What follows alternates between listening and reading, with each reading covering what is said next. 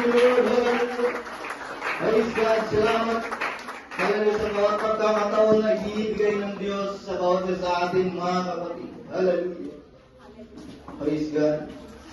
Hallelujah. At basahin muna natin yung ating key verse. Hallelujah.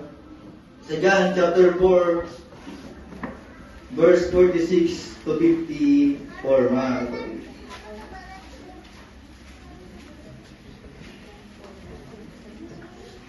Naroon ngang muli siya sa Kana ng Galilea, na do'y kaniyang pinapaging alat ang tubig, at naroon ang isang mahal na tao na ang kanyang anak na lalaki ay may sakit sa Capernaum. Sabihin, Capernaum. Nang mabalitaan niya na si Jesus ay dumating sa Galilea mula sa Judea, ay naparoon siya sa kanya. At ipinamanhik sa kanya siya ay lumusong at pagalingin ang kanyang anak na lalaki, sapagkat siya ay naghihingalo.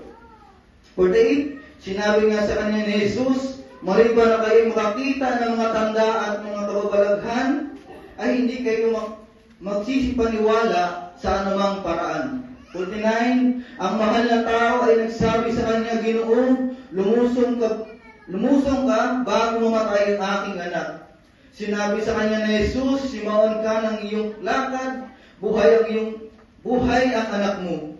Paniwalaan ng lalaki ang salitang sinita sa kanya ni Jesus, at siya'y yumaon sa kanyang lakad. At samantalang siya'y lumusong, ay sinalubong siya ng kanyang mga alipin na nagsasabi na ang kanyang anak ay buhay. Tinanong nga niya sa kanila ang oras na siya'y pasimula ng paggaling. Sa kanya ngayon kanilang sinabi kahapon ng ikapitong oras na ibsan siya ng lagnat. Naunawaan nga ng ama na sa oras na yaon, nang sabihin sa kanya ni Jesus, buhay ang anak mo, at siya isang mampalakay at kanyang buong sambahayan. Ito nga ang muling pangalawang tanda ng ginawa ni Jesus nang siya'y pumaroon sa Galilea mula sa Judea. So pagpalain po ating mahal na Panginoon, pagpalain po ang salita ng Diyos. Hallelujah. Sa sandali po tayo manalangin. Hallelujah. Hallelujah. Dakilang Diyos na makapangyarihan sa lahat. Muli Panginoon, kami ay lumalapit na buong puso nagpapakumbaba sa iyong harapan. Lord, hindi po namin ito kaya kung sa tanang aming isipan lamang, Panginoon. Kaya patuloy namin hinihiling sa umagang ito, patuloy po kami samahan. Magbigay po kayo ng rema sa bawat isa sa amin. Magbigay po kayo, Panginoon, ng pangungusap, Panginoon God. Lord, gamitin mo, Panginoon, ang aking buhay na isang pinakamalit na ambag, Panginoon. Itago niyo po ako sa iyong luparan. Ikaw ang may hayag sa aming kalagitnaan, Panginoon God. At ang isa mo, Panginoon, ang aking labit, Panginoon God. At Lord, dalahin ko minsan pa, Panginoon, anumang lalabas sa aking mga labi, ay salain mo, Diyos. Hallelujah. Meron po akong hinanda, ngunit sa iyo, Panginoon, ang hallelujah. Sa iyo pa rin ang sasabihin, hallelujah, ang pinapasabi mo, Panginoon. Lord, at minsan ko pang sinasawa yung Diyos, ano mang gawa ng gagawin, ano mang distraction ka, ano mang gawa ng naaway, Panginoon, ano mang ito, hallelujah, ay sinasaway namin sa pangalan mo, Jesus, hallelujah, na makapangyarihan sa lahat. At inangkin namin, Panginoon, yung umagang ito, hallelujah, ng isang katagumpayan na nagmumula sa iyo, Panginoon God. Marami pong salamat, patuloy ka namin pinupuri, patuloy ka namin tinataas sa tanging pangalan mo lang, Jesus. Amen. Praise the Lord, hallelujah. Layan tayo ng mga lahat, mga kapatid, hallelujah. Praise God. Pinamgatang mo itong kapag wala ka nang magawa, si Jesus pa rin ang paglasa. Amen. Mga kapatid, kung tatanungin ko kayo ngayon, kung ano yung pinakamabigat na pinapasan natin, may ilan dito pagod na sa sakit, pagod na sa kakahanap buhay, hallelujah, o parang halos wala nang pag-asa sa kanilang pamilya, mailan gabi-gabi na nanalangin, ngunit tahimik yung langit, mga kapatid. Hallelujah. Mailan na ngumingiti sa harap ng maraming tao, ngunit umiiyak kapag sila na lang mag-isa. Amen? Darating ang panahon sa buhay ng bawat tao na maranasan niya ang isang sitwasyon na hindi kayang lutasin na mag-isa. Hindi kayang lutasin ng pera. Hindi kayang lutasin ng sariling pag-iisip, mga kapatid. Amen? May mga laban na hindi kayang ipanalo ng isang koneksyon. Amen? Yung mga sugat na kayang pagalingin, hindi kayang pagalingin ng gamot. Amen? At may mga problema na hindi kayang solusyonan ng pera, mga kapatid. Amen?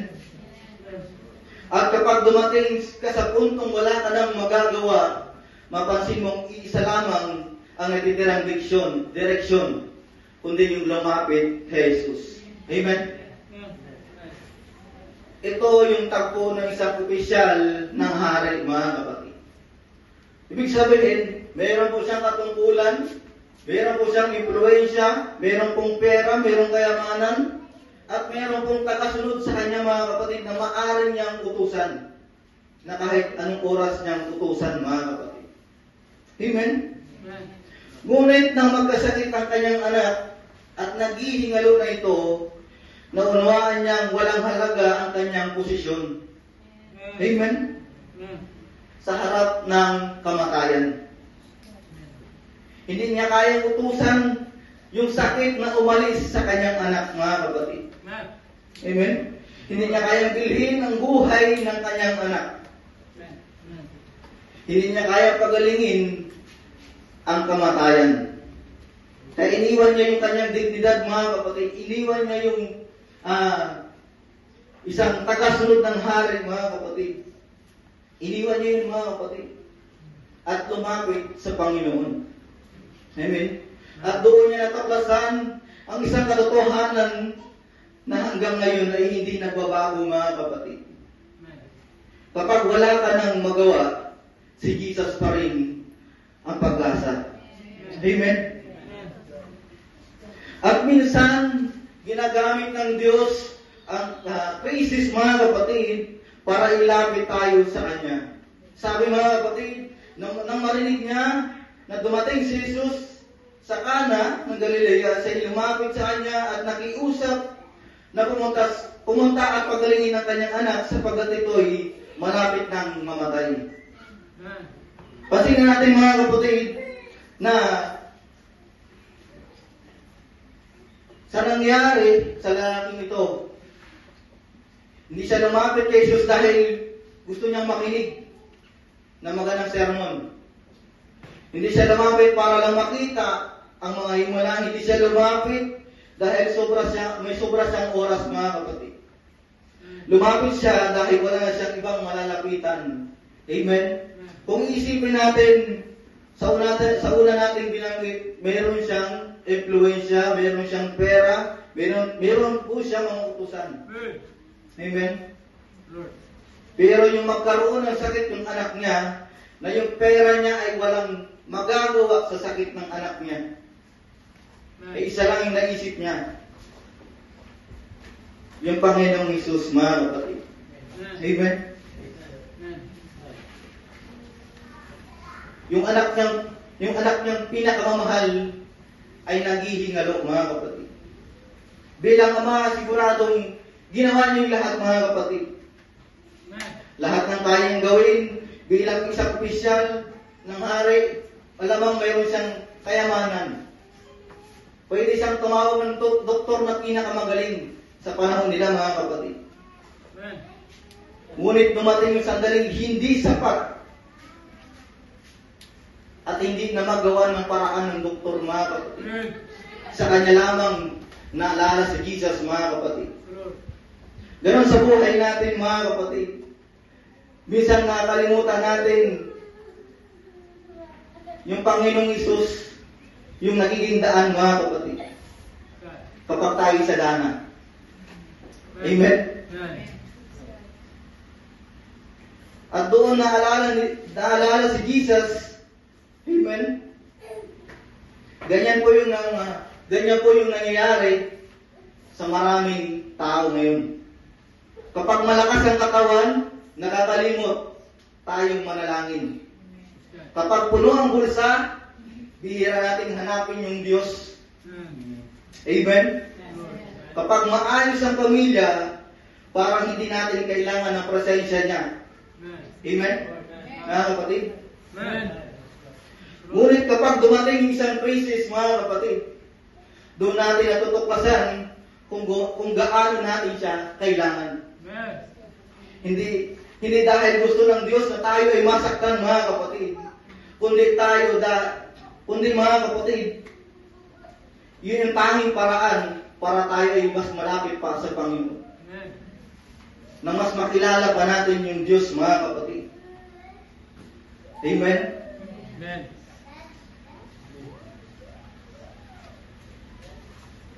Hindi intensyon ng Diyos na tayo ay mahirapan, mga kapatid. Amen? Hindi intensyon ng Panginoon na mayroon kang problema ngayon na hinaharap. Kundi intensyon niya, mga kapatid, ay magkaroon tayo ng tamang relasyon sa Kanya,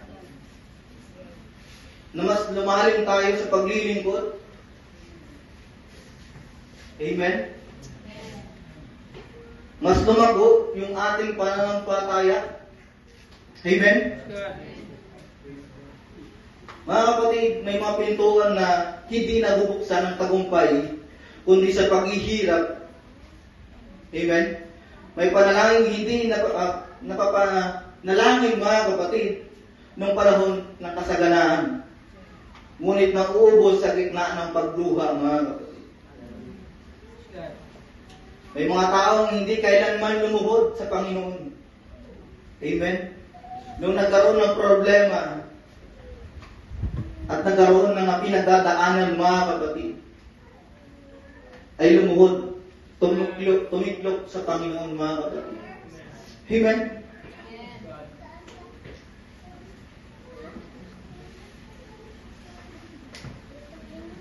At kapag lumapit tayo, mga kapatid, sa Kanya, hindi niya tayo agad tinatanggihan, mga kapatid.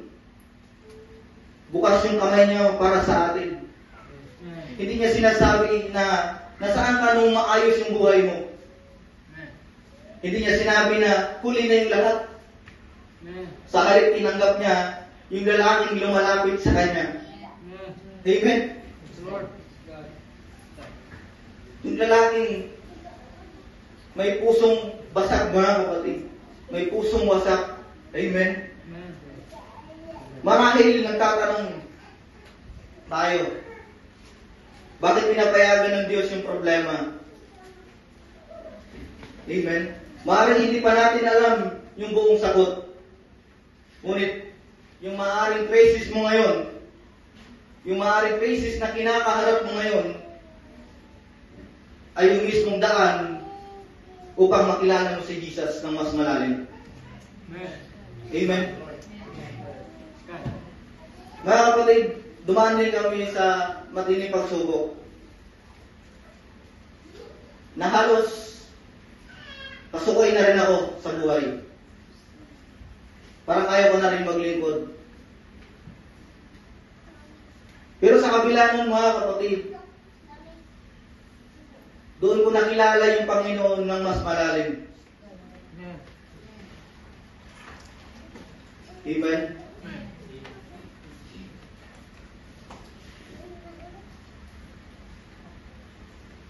Kaya minsan, mga kapatid, yung pinakamating himala ay hindi yung agarang pag-alis ng problema.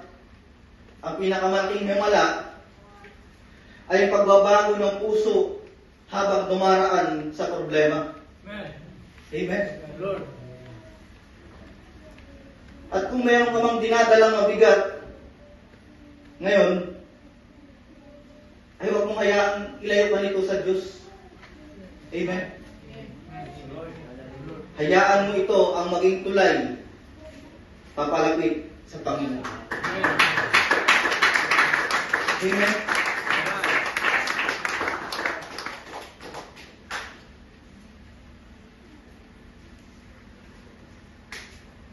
At sa buhay natin, mga kapatid, may mga laban na hindi kayang solusyonan ng pera o posisyon. Mabalikan natin yung verse, mga kapatid. Huwag pagkatapos lumapit ng isang ng official mga kapatid, kay Jesus, mas lalo natin makikita ng isang mahalagang katotohanan. Ang lalaking ito ay hindi lang isang ordinary mga kapatid. Amen. Amen? Amen. Ibig sabihin, mataas pa yung kanyang patungkulan. Amen? God. Ngunit, nung magkasakit yung kanyang anak, biglang nawala yung halaga ng lahat ng mayroon siya. Lord. Ano ang silbi ng posisyon kung hindi mo maliligtas yung sarili mong anak? Amen. Ano ang silbi ng kayamanan kung hindi mo kayang bumili ng pagkain niya? Amen? Ano ang silbi, hallelujah, ng impluensya kung wala itong kapangyarihan laban sa kamatayan? Amen. Lord. Amen? Amen. At dito pinapakita ng Diyos, mga kapatid, hallelujah, na may mga laban na hindi kayang ipanalo ng tao. Amen. God. May mga sugat na hindi kayang pagliligin ng pera. May mga pusong hindi kayang buuin ng anumang kayamanan. God. May mga luwang hindi kayang punasan ng mataas na posisyon. Amen? Amen. Kapag dumating yung sandali na hindi na natin kaya, mga kapatid, o hindi na sapat ang lakas ng tao, doon natin nakikita, mga kapatid, yung kapangyarihan ng Diyos. Amen. Amen? Lord. Maraming tao, mga kapatid, nagtitiwala sa kanilang sarili o sa sariling kakayahan. Iniisip nila, kaya ko to, kaya ko yan, kaya kong gawa ng paraan, kaya kong ayusin. Amen? Amen. Yes, walang masamang magsumikap. Ngunit, mga kapatid, may mga sandaling pinapaalala sa atin ng Diyos na hindi lahat ng kayang kontrolin ng tao ay may pagkakataong hahayaan niyang maubos ang ating sariling lakas. Amen. Amen? Amen. Sabi ni Apostol Pablo, mga kapatid, sa 2 Corinthians chapter 12, verse 9, ang aking biyaya ay sapat para sa iyo, sapat ang aking kapangyarihan ay nahahayag sa kahinaan. Amen? Amen. Hallelujah. Pagpagwa natin mga Panginoon, mga kapatid. Ibig sabihin, ang ating kahinaan ay nagiging entablado ng ating Panginoong Hesus. Amen? Lord. Kapag sinabi mong, Panginoon, hindi ko na kaya, doon kumikilos ang Diyos. At isang illustration, isang tao ang buong buhay niya nagtitiwala sa kanyang pera, mga kapatid. Kapag may problema, pera ang sagot. Kapag may pangangailangan, pera ang sandalan. Kapag may gustong mangyari, koneksyon ang ginagamit. Ngunit dumating yung araw, mga kapatid. Hallelujah. Na yung doktor ay nagsabing, ginawa na namin yung lahat ng aming makakaya. At sa sandaling iyon, wala ang halaga ang kapal ng pitaka. Lord. Walang halaga ang dami ng kakilala, mga kapatid. God. Walang halaga yung posisyon. Lord. At ang taong dating matatag sa sarili niyang lakas ay lumuhod, mga kapatid. At nagsabing, Panginoon, ikaw lang ang pag-asa. God.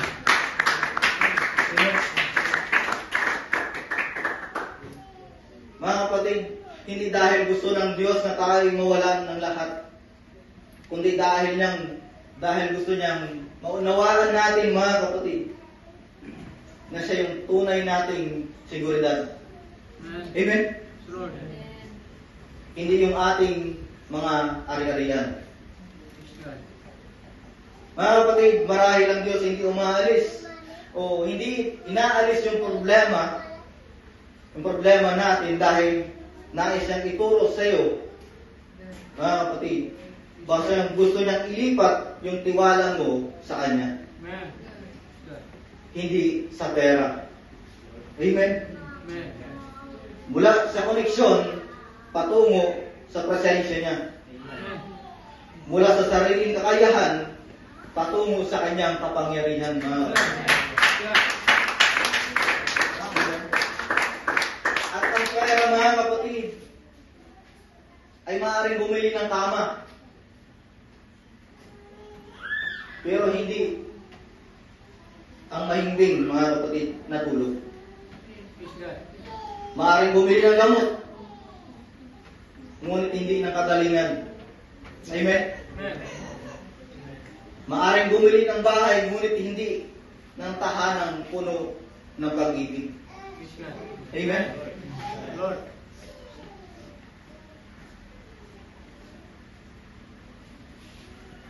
Maaaring bumili, mga kapatid, ng maraming bagay sa mundong ito, ngunit hindi mabibili yung kaligtasan, kapayapaan at buhay na walang hanggan na ibigay sa atin ng Panginoon.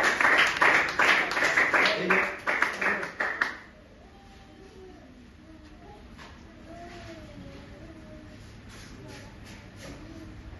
Balik po tayo sa scripture, mga kapatid. Sa 48, sinabi nga sa kanya ni Jesus, maliban na kayo'y makakakita ng mga tanda at mga kababalagan, ay hindi kayo magsisipaniwala sa anumang paraan. Amen. Sa pananaw ng tao, mga kapatid, nakakagulat yung tugon ni Jesus. Kung tayo siguro yun, mga kapatid, inaasahan natin, sige, sasamahan kita. Kung sasagot tayo bilang Panginoon, mga kapatid, sa tagpong yun, sasamahan kita. Pero hindi yun ang sagot ng Panginoon, mga kapatid. Amen? Praise God. Ngunit hindi ganoon ang sagot ng Panginoon. Sa halip, sinabi niya, kung ayaw ka, buhay ang iyong anak. Praise God. Isang pangusap lang, walang paghawak, walang ritual, walang dramang himala, mga kapatid. Walang physical na ebidensya sa tagpong yan, mga kapatid. Amen. At doon nagsisimula yung totoong pagsubok. Praise God. Hindi sinubok ni Jesus yung kalagayan ng anak niya. Sinubok niya ang pananampalataya ng Ama. Praise the Lord. Amen. Amen? Amen. Mga kapatid, madaling maniwala kapag nakakakita ng himala. Amen. Amen? Praise God. Kasi mga kapatid, ang tao naniniwala lang kapag nakita na yung ginawa. Amen? Ngunit, ang tunay na pananampalataya, mga kapatid, ay naniniwala kahit wala pang nakikita. Praise the Lord. Amen. Amen? Praise God. Ay ang tanong ngayon, magtitiwala ka pa rin ba kahit tahimik yung langit? Praise God. Maniniwala ka pa rin ba kahit wala pang nakikitang pagbabago? Nanakas ka pa rin ba sa salita ng Diyos kahit kabaliktaran yung sinasabi ng mata mo? Praise God. Amen? Maraming tao nagsasabi, Lord, kapag gumaling na yung anak ko, maniniwala ako. Kapag nabayaran ko na yung utang ko, saka ako magtitiwala. Praise God. Kapag nakita ko ang sagot, saka ako sasampalataya. Praise the Lord. Ngayon yung tao, mga kapatid. Ngunit ang prinsipyo ng Diyos, sumampalataya ka muna. Praise God. Amen? Amen. Saka mo makikita yung kapangyarihan ng Diyos. Amen?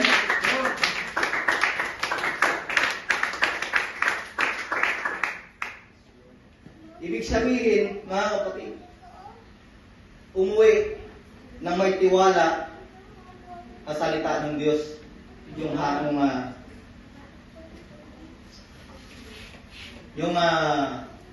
praise God, yung lalaki, mga kapatid, hindi siya umuwi na may kasamang Jesus. Hindi siya umuwi na may hawak na gamot. Hindi siya umuwi na may kasamang doktor, mga kapatid. Amen. Praise God. At minsan, yun po yung kailangan natin bilang manampalataya. Kailangan natin hawakan yung salita ng Diyos. Amen. Amen. Praise God. Na kapag nagsalita ang Diyos, tapos na ang usapan. Amen. Praise God. Hindi kailangan makita muna yung himala para maging totoo yung kanyang salita. Praise God. Amen. Amen. Yung kanyang salita, mga kapatid, ay lumikha ng isang himala. Praise God. Praise God.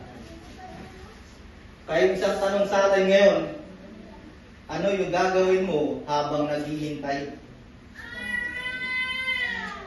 Magreklamo ba? Susuko ba? O patuloy kang maglalakad sa panampalataya? Praise the Lord. Mga kapatid, yung lalaki ay naniwala sa salita ng Diyos. Praise God. Bago niya nakita yung resulta, mga kapatid, yung panampalataya ay hindi nakasalalay sa nararamdaman, kundi sa katapatan ng Diyos. Amen. Amen?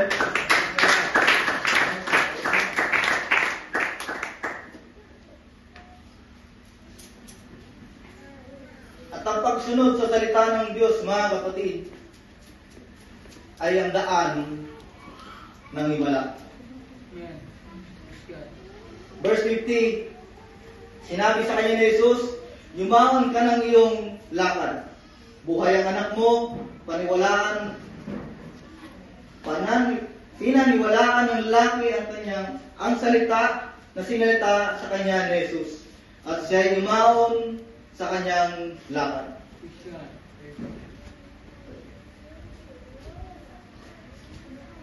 Kung iisipin natin, mga kapatid, wala siyang dala pabalik.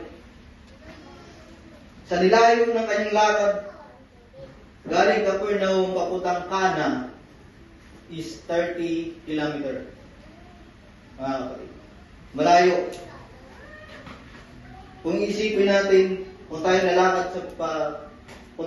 lalakad doon, mga kapatid, tapos wala tayong dala, ay mawawalan tayo ng gana. Amen. Parang ang tamlay ng katawan natin, mga kapatid. Pero mga kapatid, ibahin nyo yung lalaki, mga kapatid. Ibahin nyo yung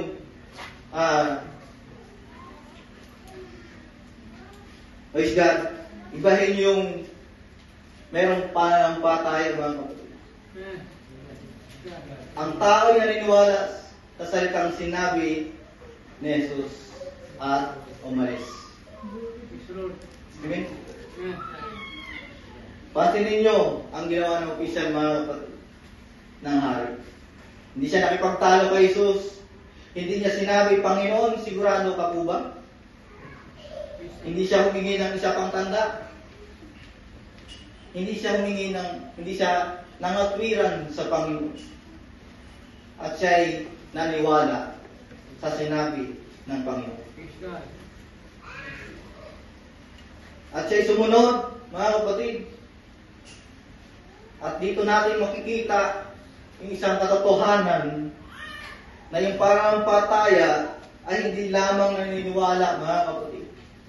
Ito ay pagsunod. Praise God. Amen? Amen. Maraming tao nagsasabing naniniwala sila sa Diyos. Maraming tao, siguro, na nasalamuhan na rin natin yan, mga kapatid. Kapag tayo nag-evangelism dyan, may pananampalataya naman kami. Naniniwala naman kami sa Diyos. Praise God. Di ba? Pero yung pagsunod ay hindi nakikita sa tao. Lord. Praise God. Ang tunay na pananampalataya, mga kapatid, ay nakikita sa pagsunod. Hindi sapat na maraming salita, mga kapatid. Hindi sapat na kamisaduhin yung salita. Hindi sapat na mangaral ng salita, mga kapatid. Kundi, kailangan nating isabuhay yung salita ng Diyos. Amen. Amen? Amen. Palapakan at mahal na Panginoon, mga kapatid.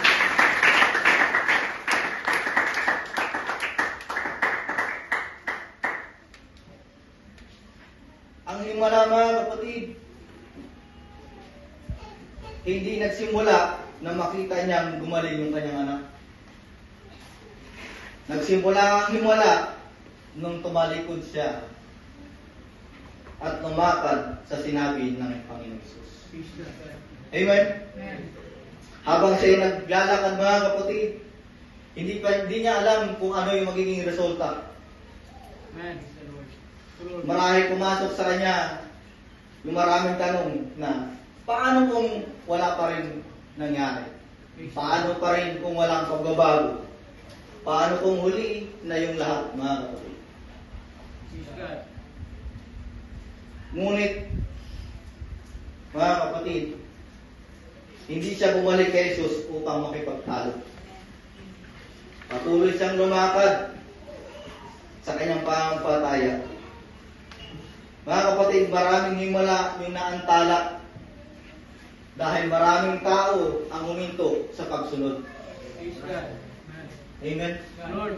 Pinapagawa tayo ng Panginoon, ngunit ayaw natin sumunod. Amen?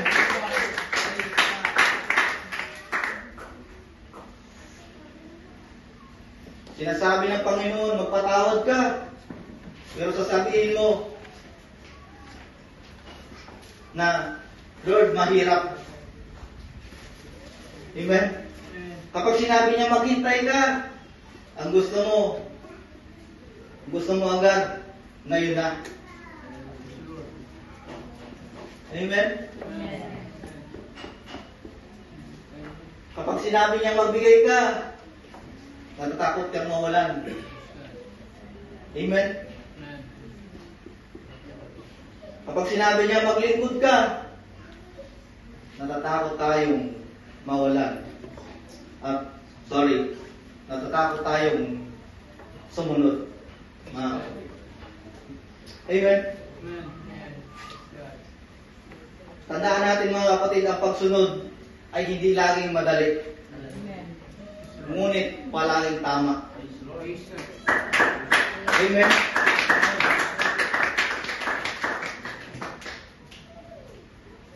Ang pagsunod, mga kapatid, ay hindi kailanman nakakalugi, mga kapatid. Amen?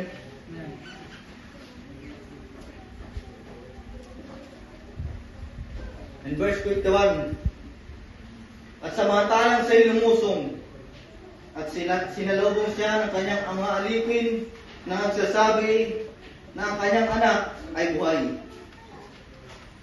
At tinanong nga niya sa kanila ang oras ng siya'y pasimulan ng paggaling. Sa kanya'y kanilang sinabi kahapon ng ikapitong oras na ibsan siya ng lagnat. Sa ibang salin, mga kapatid, alauna.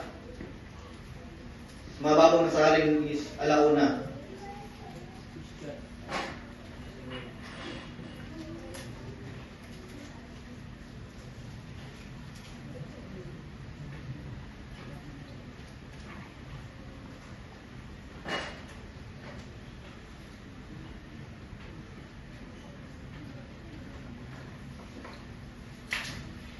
Sa bawat hakbang niya, mga kapatid, may maaaring tanong sa kanyang isip. Tama kaya yung ginawa ko? Bakit hindi sumama sa Jesus? Amen? Ngunit, ang di niya alam sa mismong sandaling nagsalita sa Jesus, mga kapatid, ay nagsimula ng kumilos yung kapangyarihan ng Diyos.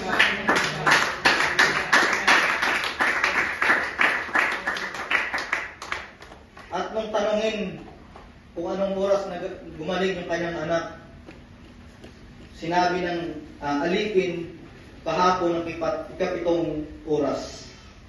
Amen? At yun mismo mga kapatid, yung tagpo na sinabi ni Jesus na yumaon ka. Buhay ang iyong anak. Amen? Mga kapatid, hindi nahuhuli yung Diyos. Hindi rin siya nauuna mga kapatid. Nasa tamang oras ang Panginoon. Amen? Maaaring tingin natin mabagal yung oras o mabagal yung pagkilos ng Panginoon sa iyong problema.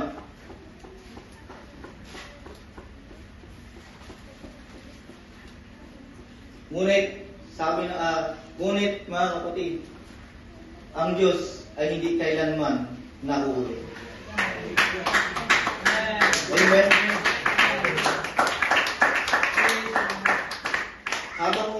Habang ikaw ay umiiyak, kumikilos siya, habang ikaw ay nanalangin mga kapatid, gumagawa siya ng paraan.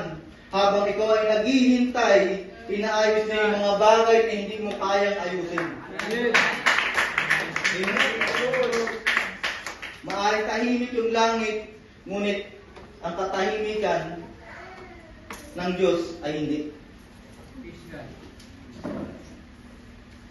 Huwag natin akalain mga kapatid na walang ginagawa yung Panginoon sa iyo. Amen?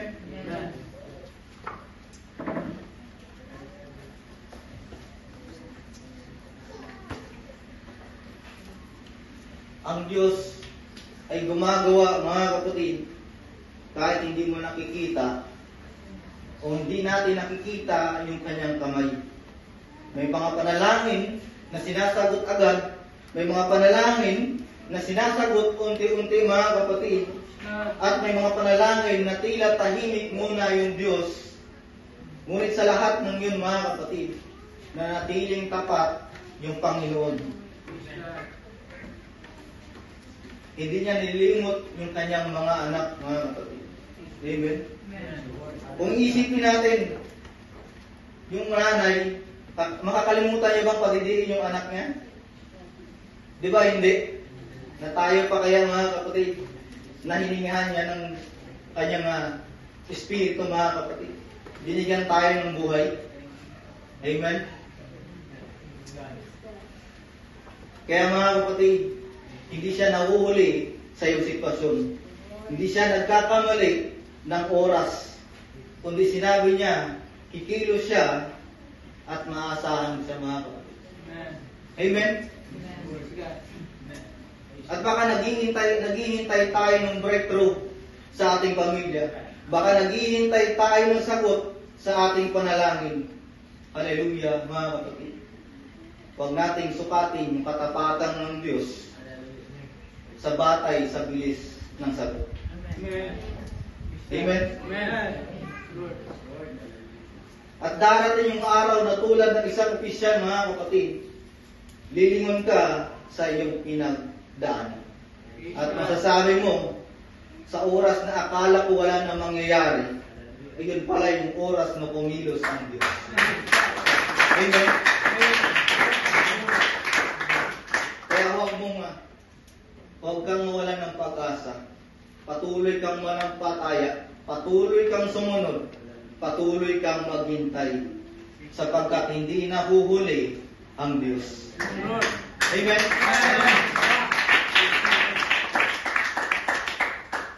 Mga kapatid, ang himala hindi lang para sa iyong pangailangan, kundi para sa iyong pananampalataya. Amen. Verse 53, at sumampalataya siya at ang buo niyang sambahayan. Pansinin natin mga kapatid, ang wakas ng kwento, Hindi lamang gumaling yung kanyang anak. Hindi lamang natapos ang isang problema. Hindi lamang naibsan ang isang paghihirap. May mas malalim na layunin ang Diyos. Praise God. Amen. Yung kanyang buong sambahayan, mga kapatid, ay sumampalataya kay Jesus. Praise God. Mga kapatid, ito yung gustong ipakita sa atin ng Diyos. Amen? Madalas kasi natin pinapanalangin yung mga himala, mga kapatid. Lord, pagalingin mo ko. Lord, iligtas mo yung pamilya ko. Lord, ayusin mo yung problema ko. Amen? Praise God. Ngunit may Diyos, mga kapatid. Ngunit ang Diyos ay mas mataas. Hallelujah. Yung layunin niya kaysa ating hinihingi. Amen. Amen? Praise God. Hindi lamang niya gustong baguhin yung sitwasyon mo, kundi nais niya rin baguhin yung puso mo. Amen. Lord. Praise God. Amen? Lord. Sapagkat ano ang pakinabang kung gumaling ang katawan, ngunit natiling malayo ang puso sa Diyos. Praise God. Amen? Ano ang pakinabang, mga kapatid, kung umunlad ng kabuhayan kung wala kang relasyon kay Kristo? Praise God. Ano ang pakinabang kung tinanggap mo ang himala, ngunit hindi mo nakilala yung gumawa ng himala sa iyo? Amen?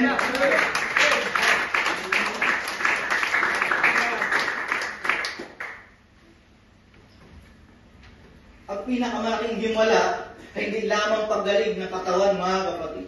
Praise the Lord. Ang pinakamalaking himala ay ang pagbabago ng isang tao. Praise the Lord. Amen. Maraming tao sa atin ngayon at maraming Kristiyano, mga kapatid, naghahanap ng kamay ng Diyos. Ngunit mas mahalaga yung matagpuan nila ang puso ng Diyos. Praise God. Amen? Amen. At minsan, mga kapatid, ginagamit ng Diyos yung ating pagsubok, hallelujah, upang dalhin niya tayo sa lugar na kung saan mas makakikilala natin yung Panginoon. Amen. Praise the Lord. Na higit sa pagkakilala mo noon kaysa ngayon. Amen. Amen? Amen. Nakakapatid, kung wala yung crisis sa buhay natin, maaaring hindi natin naranasan yung kapangyarihan ni Kristo. Amen. Totoo yan, mga kapatid. Praise God. Kapag hindi mo naranasan yung mga pagsubok, problema, hindi natin makikilala yung Panginoon. Praise God. Amen? Amen. At hindi sakit ang layunin ng Panginoon. Mga kapatid. Ang layunin ng Diyos, mga kapatid, ay gamitin niya yung buhay mo. Yung buhay natin lahat. Amen? Praise God. Hallelujah.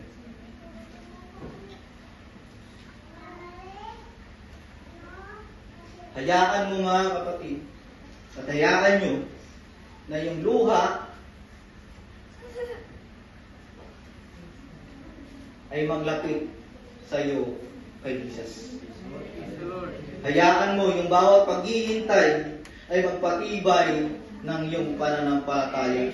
At hayaan mo ang bawat tumala ay magbibigay ng kalwalhatian sa Diyos. Amen? Kapatid, baka ikaw yung kwento ng ama. O baka ikaw yung ama sa kwento na pagod ka na. Ubos na ang lakas mo. Nauubos na lahat ng paraan mo. Marahil na subukan mo na ang lahat. Ngunit tandaan mo ito, kapag natapos ang kakayahan ng tao, hindi pa nagsisimula yung Diyos. Praise God. Amen? Amen. Kasi kapag natapos na yung kakayahan ng tao, saka lamang kikilos ang Panginoon. Praise God. Sapagkat wala ka ng ibang paraan, kundi sa Panginoon na lang. Amen. Amen? Amen. Praise God. Ang tao, mga kapatid, merong hangganan. Ang tao ay nauubusan ng lakas. Ngunit ang Diyos ay hindi napapagod. Praise Lord. Ang tao ay nawawalan ng pag-asa. Ngunit ang Diyos ay nanatiling tapat kailanman. Praise God. Ang parehong Jesus na nagsabi, buhay ang iyong anak, ay siya rin makapangyarihan nagsasalita, mga kapatid, sa buhay ng iyong pamilya. Amen. Amen? Praise Lord. Ay siya rin nagsasalita sa iyong ministeryo. Amen? At siya rin nagsasalita na yung kinabukasan. At maaaring hindi dumating yung mga sagot o paraan na inasahan mo. Maaaring hindi dumating yung oras na gusto mo. Ngunit tandaan natin, mga kapatid, na laging hindi nahuhuli yung Panginoon. Amen? Palapakan ng ating mahal na Panginoon, mga kapatid.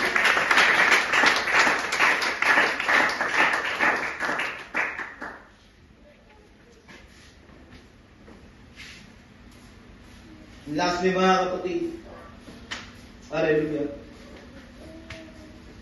Marahil dumating tayo ngayon sa bahay-sambahan na ito na katulad ng isang opisyal ng hari.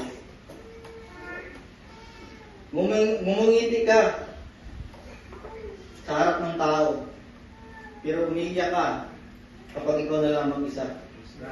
May panalangin kang ilang buwan mo nang dinadalangin o taon na inuulit-ulit sa Panginoon. May mga gabing hindi ka makatulog dahil sa bigat ng dinadala mo. Praise God. Amen. Amen. May mga tanong, mga kapatid, kung hanggang ngayon ay wala pang sagot. Praise Lord. At baka pakiramdam mo, napakalayo na ng Diyos sa iyo. Ngunit pakinggan mo ito, mga kapatid. Kung dinala ka ng Diyos sa lugar na ito, ay hindi po ito aksidente. May salita siya para sa iyo. Praise God. Lord. Ang opisyal ng hari, mga kapatid, ay lumapit kay Jesus. Dahil wala siyang ibang mapupuntahan. Amen. At iyon ang pinakamagandang lugar na maaaring puntahan ng isang tao. Yung paanan ni Kristo, mga kapatid. Praise God. Amen. Amen. Praise God.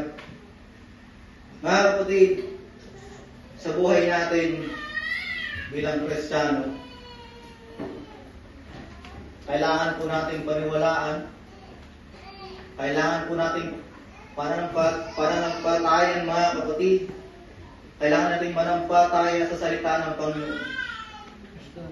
Ng bawat pagsubok na pinagdadaanan natin sa buhay, ay merong kayang gawin ang Panginoon. Kailangan mo lang lakaran. Amen. Kailangan mo lang sundin na walang reklamo. Amen. Amen? Lord. Hallelujah. Sapagat yung mga himala, mga kapatid, ay hindi laging nakikita sa unahan, kundi sa pagsunod mo sa Panginoon bago nakikita yung himala. Amen? Amen. Hallelujah. Mari ba tayo tumayo, mga kapatid, sa pangalan ko ating mahal na Panginoon. Hallelujah.